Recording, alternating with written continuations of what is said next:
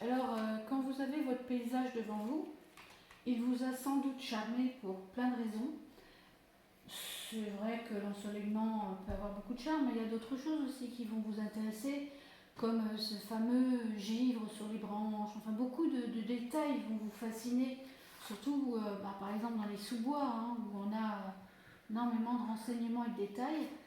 Eh bien, avant tout, bien sûr que vous allez révéler des détails et avoir du plaisir, mais avant tout, je vous conseille de prendre une feuille imprimante, de la couper en deux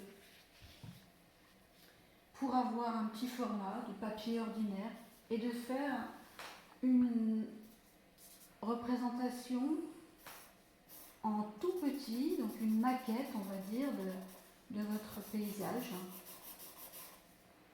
Ça vous permet déjà de repérer un peu les masses, et sachez que malgré toute la fascination pour le détail, c'est la masse qui va marquer qui va donner le tempérament à votre aquarelle. Ce sont les masses, et c'est les masses que le spectateur va aussi repérer. Hein. Prenez le temps. Étude de valeur, très important déjà pour savoir où vous allez mettre des ombres. Hein.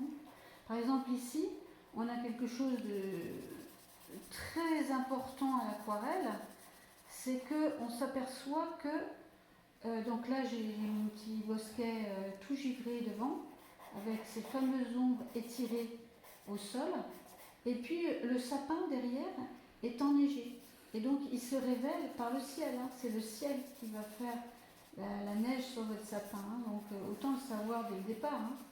Parce que sinon vous allez vous focaliser sur les ombres sur le sapin et pas vous rendre compte que la blancheur vient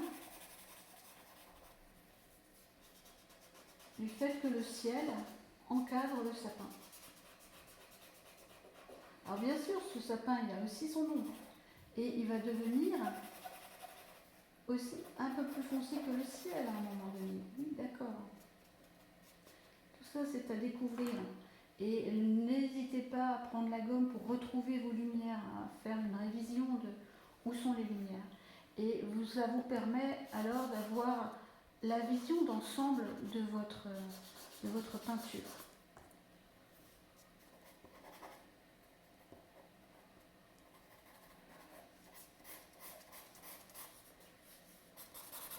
Peut-être aussi, ce schéma va vous permettre de sortir du cadre, hein, et d'avoir voilà, un ciel plus grand, un sol qui ne s'arrête pas à l'horizontale ici.